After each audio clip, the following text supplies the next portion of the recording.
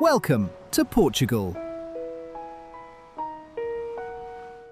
At the very edge of Europe lies a country that has shaped the world for centuries.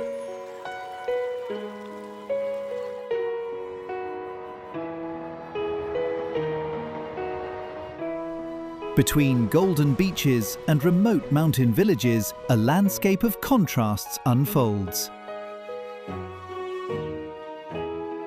Today, we showcase Portugal's diversity in nature, culture, cuisine, and history.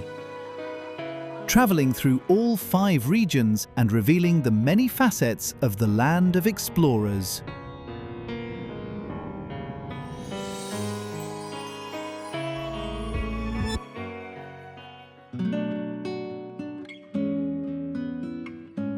Portugal is the oldest nation in Europe. Its borders have remained almost unchanged since 1139. Furthermore, Cabo da Roca marks the westernmost point of the European mainland. 1,700 kilometers of coastline run essentially through the entire country, meaning you are never more than 2 hours from the sea. Especially not if you find yourself on one of the 2 main island groups. Madeira and the Azores are both of volcanic origin and offer varied contrasts and scenic diversity. Both will be introduced in the course of the video.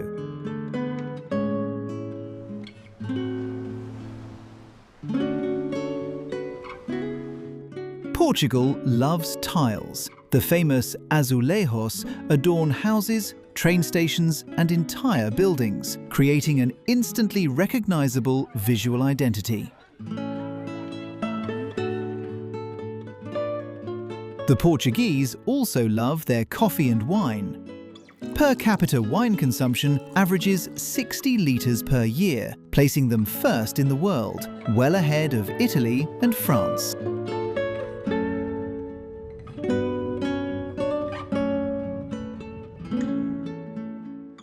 We begin today in the far north of the mainland. While most people only know Porto, what awaits here, above all, are green landscapes, wine regions, and mountains. Braga is one of Portugal's oldest cities and remains an important religious centre of the country to this day.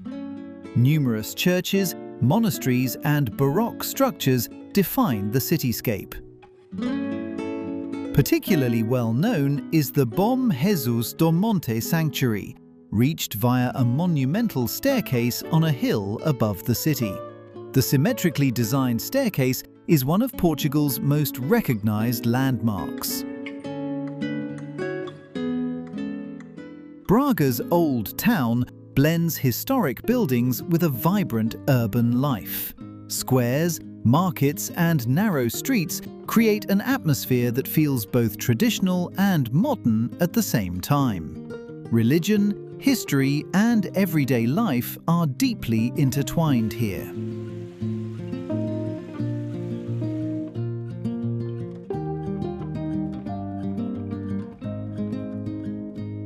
A short distance from Braga, Guimarães awaits, the birthplace of Portugal. It was here in the 12th century that the country's first king, Dom Afonso Henriques, was born. The old town is now a UNESCO World Heritage Site and is considered one of the best preserved medieval town centres in the country. Narrow alleyways, small squares, and historic houses define the scene. The castle of Guimarães rises above the city, having played a significant role in Portugal's early history, and close by stands the palace of the Dukes of Braganza.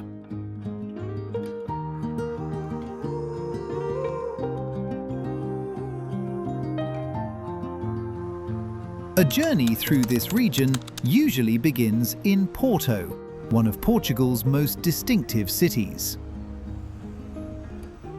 The old town, known as the Ribeira district, is a UNESCO World Heritage Site. Colourful houses line the riverfront, while narrow lanes and steep stairways wind through the city's hills. Many buildings are decorated with the typical Portuguese azulejos, depicting scenes from history and daily life.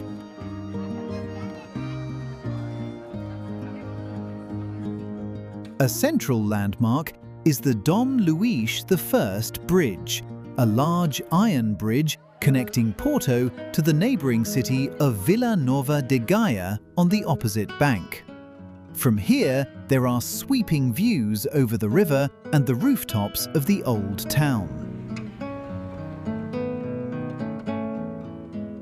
On the other side of the Douro lie the famous wine cellars, where the port wine is stored, the product for which this region is world-renowned.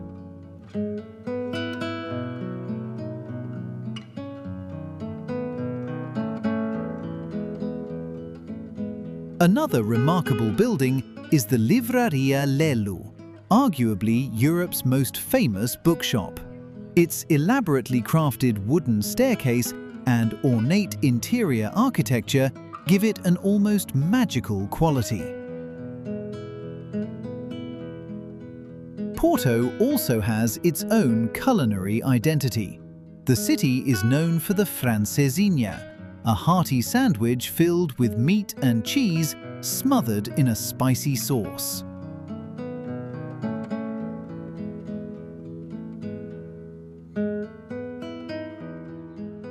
Just outside Porto, a completely different side of northern Portugal reveals itself. Only a few kilometers from the city, the Douro Valley begins, one of the oldest wine regions in the world. Terraced vineyards cascade down the hillsides along the river. The landscape changes with the seasons, from lush green to warm shades of gold and red in autumn.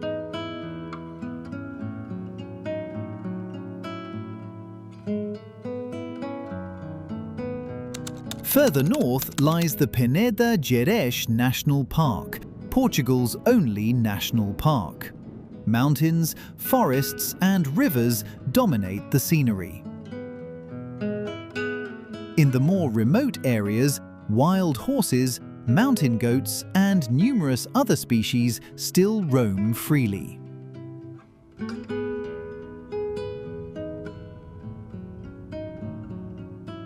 Small villages such as Soajo and Lindoso nestle within this landscape, showcasing traditional stone architecture.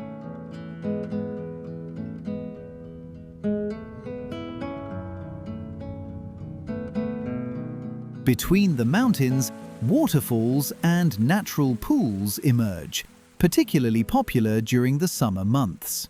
The raw authenticity and tranquility of the north is palpable in every corner around Porto and reveals Portugal at its most genuine.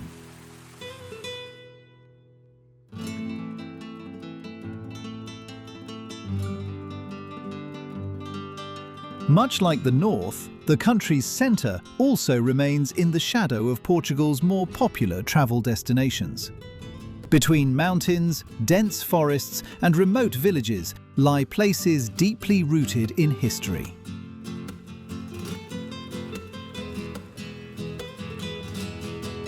In regions such as Monsanto, houses stand between enormous boulders or are built directly into them.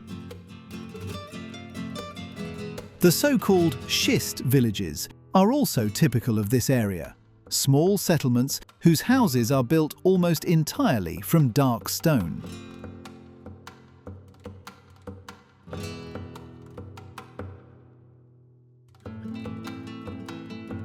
Coimbra is the showpiece city of this landscape. It sits on the river Mondego and was once Portugal's capital. Today, it is best known for its prestigious university, one of the oldest in Europe. The university dominates the cityscape, perched on a hill above the old town, and offers a green oasis through its botanical garden.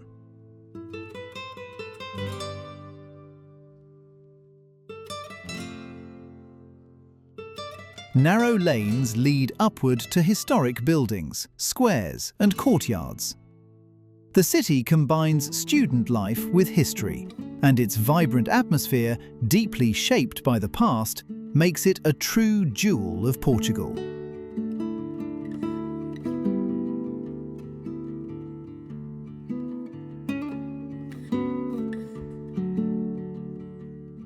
The Serra da Estrela is the highest mountain range on the Portuguese mainland. The landscape differs markedly from the rest of the country. Instead of coastlines and vineyards, mountains, valleys, and wide plateaus define the scene.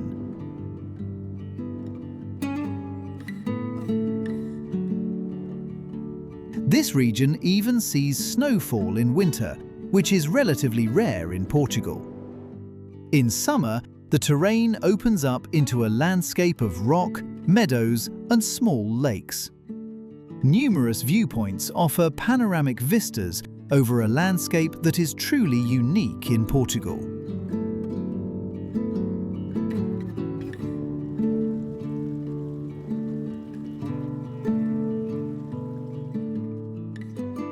Tomar is closely tied to the history of the Knights Templar.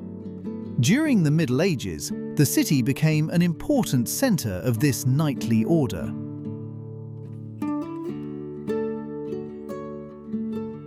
Above the town stands the Convento de Cristo, a large monastery complex that is today a UNESCO World Heritage Site.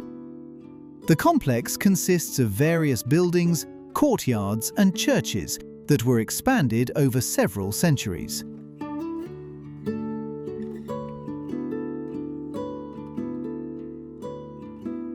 The town itself also bears the mark of history.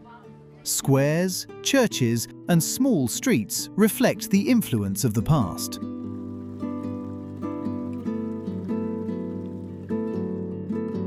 Not far to the west, the monastery of Batalha awaits near Leiria, one of the most significant structures in Portugal. It quickly becomes clear why. Built in the 14th century to commemorate an important military victory, its Gothic and Manueline elements have been elaborated in extraordinary detail, creating an ensemble without equal. Batalha stands as a symbol of a decisive phase in Portuguese history, while simultaneously showcasing the craftsmanship and architectural achievements of the era.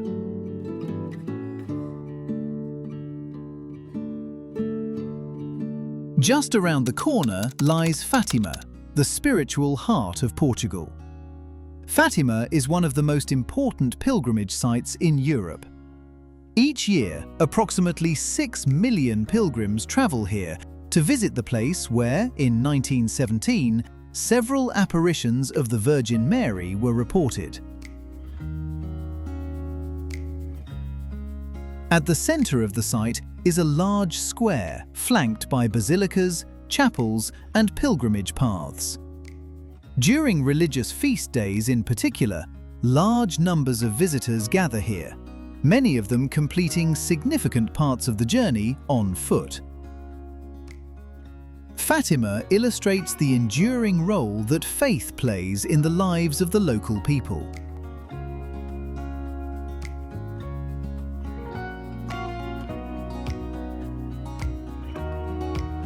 Before we travel to the capital region, we make one more stop along Portugal's Atlantic coastline. Both in the north and in central Portugal, a string of remarkable places lines the shore, each with its own character. So extraordinary, in fact, that they deserve a chapter of their own. Those who have followed our channel for a while will know our fondness for Aveiro. Often referred to as the Venice of Portugal, primarily because of its canals that wind through the city. These waterways are navigated by the traditional molicheiro boats, once used for harvesting seaweed, and today used to carry visitors through the city. Beyond the canals, the colourful Art Nouveau buildings immediately catch the eye. The proximity to the coast and to lagoons shapes the surroundings, which are defined by stretches of water and flat landscapes. With its contrast to the broader Portuguese landscape, Aveiro is ideal for a day trip.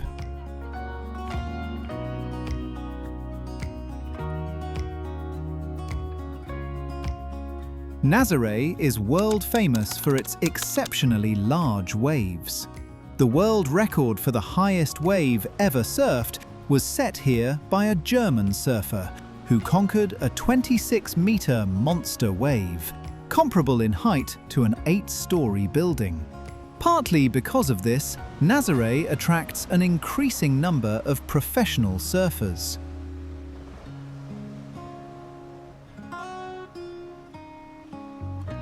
Viewpoints overlooking the Atlantic are found at every turn, while the lower coastal area retains the character of a traditional fishing village.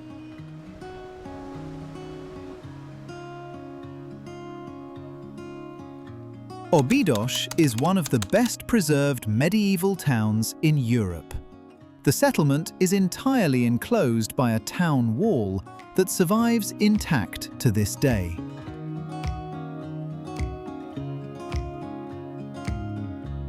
Within these walls lie narrow lanes, white houses adorned with yellow and blue details, and small squares. Visitors can walk along the town wall and enjoy views over the rooftops and the surrounding landscape from above. Óbidos is an example of how historic places in Portugal have been carefully preserved. Despite attracting many visitors, the character of the town remains intact, making it one of the most impressive places in the region.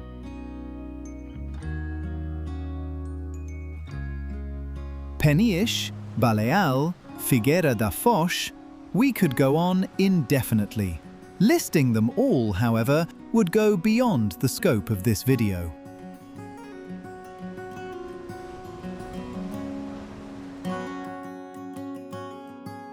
Now we arrive in one of Europe's most characterful capital cities. Lisbon sits on several hills directly on the Atlantic and combines history, culture, and modern life in a uniquely compelling way. On the banks of the Tagus, the city has been the heart of Portugal for centuries. Narrow lanes, steep streets, and numerous viewpoints define its layout.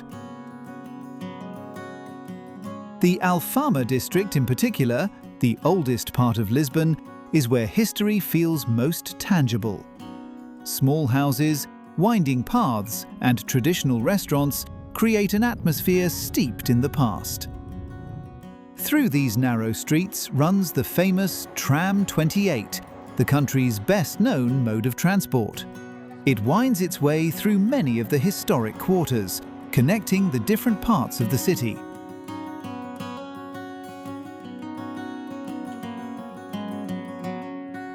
Another important part of Lisbon is the Belém district. Here you will find some of Portugal's most famous landmarks. The Belém Tower stands directly on the waterfront, serving as a reminder of the great age of exploration. Nearby stands the Jerónimos Monastery, a monumental structure in the Manueline style, considered one of the country's most significant architectural landmarks.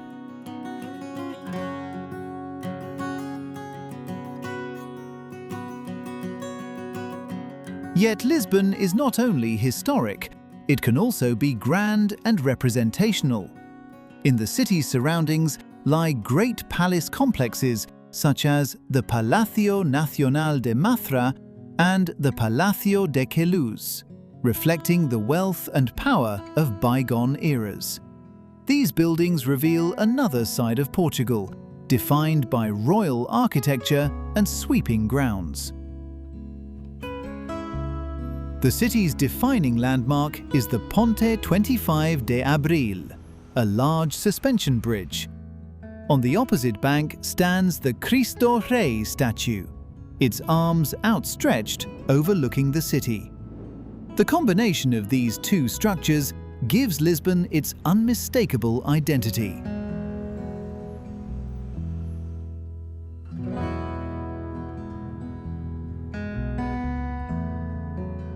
An important part of life in Lisbon takes place on the many miradouros, viewpoints scattered throughout the city. From these vantage points, visitors gaze out over the rooftops, the river, and the bridges. Particularly at sunset, these spots become gathering places for locals and visitors alike. Porto is synonymous with the francesinha, Lisbon with the pastel de nata. These small custard tarts are served fresh in many cafes and are among the country's most iconic dishes.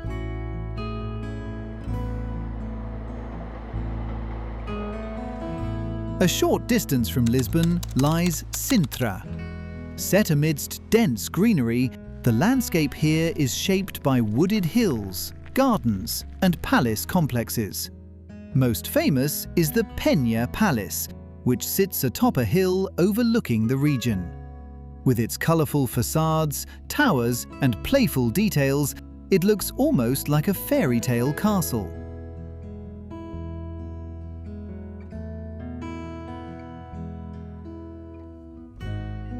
Another extraordinary structure is the Quinta da Regaleira. The complex comprises a palace, gardens, and mysterious features such as the so-called initiation well, a spiral staircase descending deep into the ground.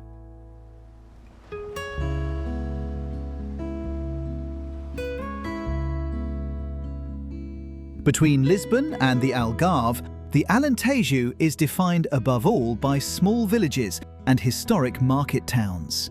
Sandwiched between the capital and the Algarve, it can seem unassuming by comparison. The historic city of Évora is arguably one of the most underrated places in the country. Surrounded by a well-preserved city wall, within which numerous structures from different eras can be found.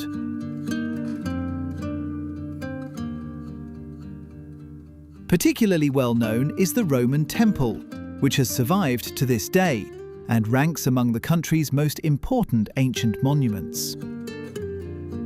The Cathedral of Évora also impresses with its Romanesque architecture, but the most extraordinary structure is the Capella dos Ossos, a chapel whose walls are made entirely of human bones.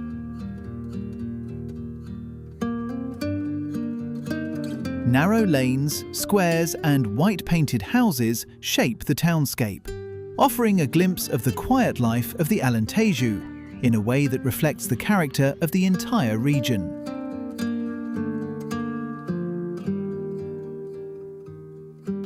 On the Spanish border to the east, Monsaraz sits atop a hill. The village is surrounded by a medieval wall and offers sweeping views over the surrounding landscape, all the way to the Algarve Lake, the largest reservoir in Europe.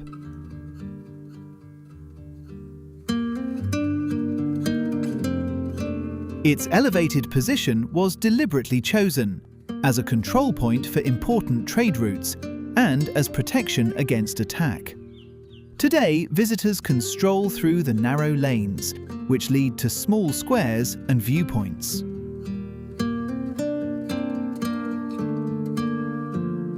Elvas, north of Monsaraz, impresses on 3 counts. The Forte da Graça, a spectacular star fort on a hilltop, the Forte de Santa Luzia, a smaller but well-preserved fortress, and the Aqueduto da Amoreira, a vast aqueduct with over 800 arches. These structures were erected over centuries to protect the city from attack. The town combines history and architecture with the quiet atmosphere of the Alentejo.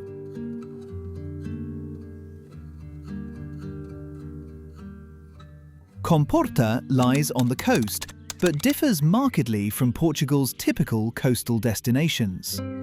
Instead of dense development, wide rice fields, dune landscapes, and long sandy beaches define the scene. The region feels open and peaceful.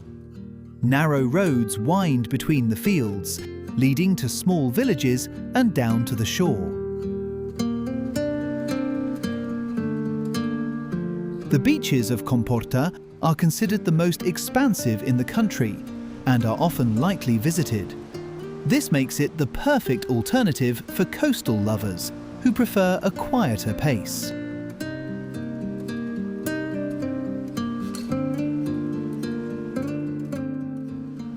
Now the southernmost stretch of the mainland, the Algarve, one of Europe's best-known coastal regions, and not without reason. Golden cliffs, hidden coves, and long sandy beaches characterize a truly unique region.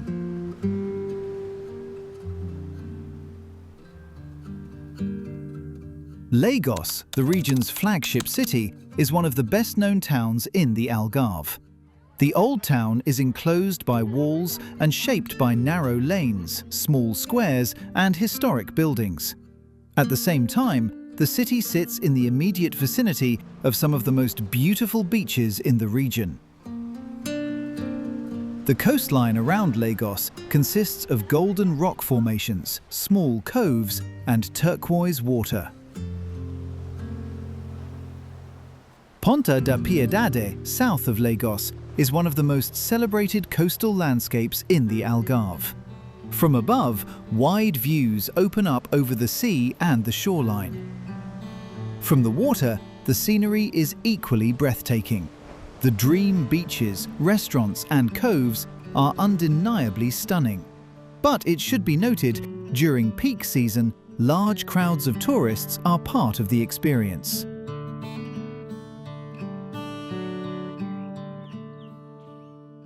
Cabo de São Vicente lies at the southwesternmost tip of Portugal and is considered one of the most dramatic points in Europe. Sheer cliffs plunge into the Atlantic here, while the wind often sweeps unimpeded across the rocks. The place was once regarded as the end of the world, long before sailors discovered new continents. Today, a lighthouse stands here, marking the coastline and creating a particularly impressive atmosphere, especially at sunset.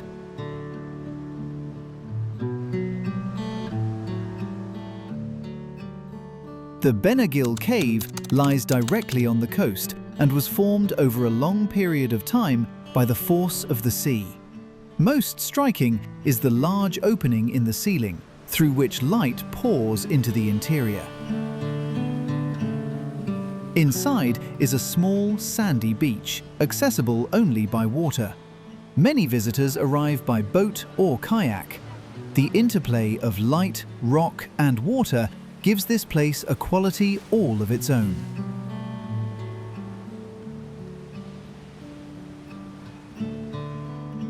Praia da Marinha is framed by high cliffs that divide the water into small coves.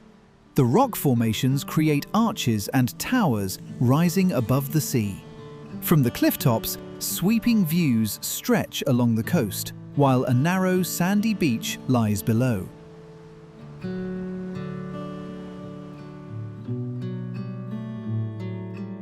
Faro is the capital of the Algarve and is home to the only airport in the region besides those in Porto and Lisbon. The city is best known for its historic old town, enclosed by walls.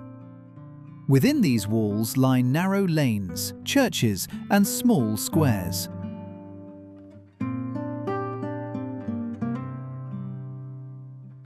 In front of the city stretches the Ria Formosa, a lagoon landscape of sand islands, channels, and shallow waters. One of the most important natural areas in the Algarve.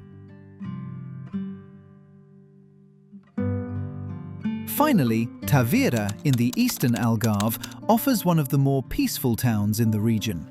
The place is traversed by the Gilao River, spanned by several small bridges. A town that often remains in the shadow of the popular spots further south.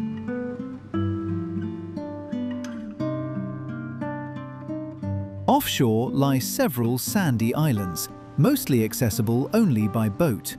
This gives Tavira a particularly unhurried quality and creates a gentle contrast to the typical Algarve experience.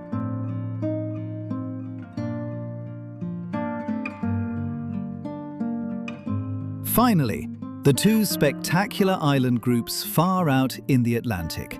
Both Madeira and the Azores really deserve their own dedicated video. We'll try to keep things brief and let the images speak for themselves.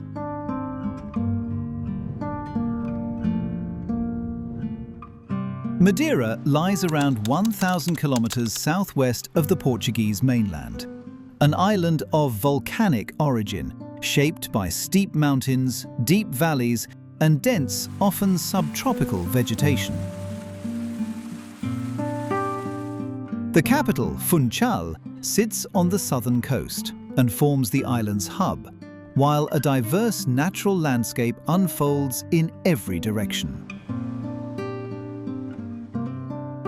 Among the island's most striking features are its highest peaks, including Pico do Arriero and Pico Ruivo. Hiking trails connect these mountains, leading along narrow ridges with sweeping views over the island. A distinctive feature of Madeira are the so-called levadas, man-made irrigation channels alongside which an extensive network of walking trails has developed. In the north of the island lies Santana, known for its traditional houses with thatched roofs. Cabo Girao offers a spectacular view from one of the highest sea cliffs in Europe, while in Porto Moniz, natural lava pools have formed, fed by the Atlantic Ocean. Madeira combines, within a surprisingly small space, a range of contrasts in natural scenery that few other places can match.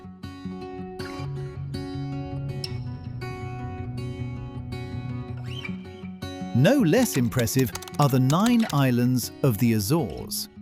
Each island has its own character, with the main island of São Miguel best showcasing the Azores' characteristic diversity. The Azores landscape is also strongly shaped by volcanic activity. In the Sete Cidades region, 2 large crater lakes lie within an extinct volcano. Their contrasting colors and the surrounding hills make this one of the island's most photographed spots. Another example is the Lagoa do Fogo, a high-altitude lake surrounded by untouched nature. In Furnas, geothermal activity becomes particularly visible. Hot springs, steaming earth, and natural pools define the landscape. Here, a traditional dish called cozido is even cooked in the hot ground.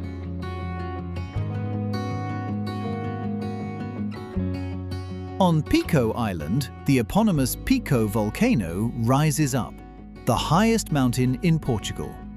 The island has a rugged, primordial feel, with dark lava rock and open landscapes.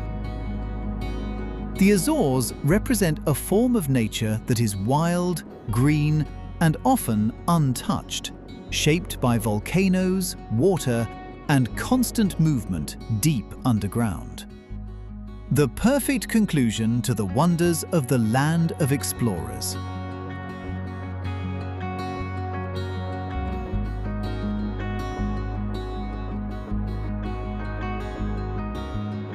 Thank you for watching. We hope you enjoyed today's video. If so, please leave a like and subscribe so you don't miss any future documentaries. And be sure to let us know which country we should feature next. Until next time.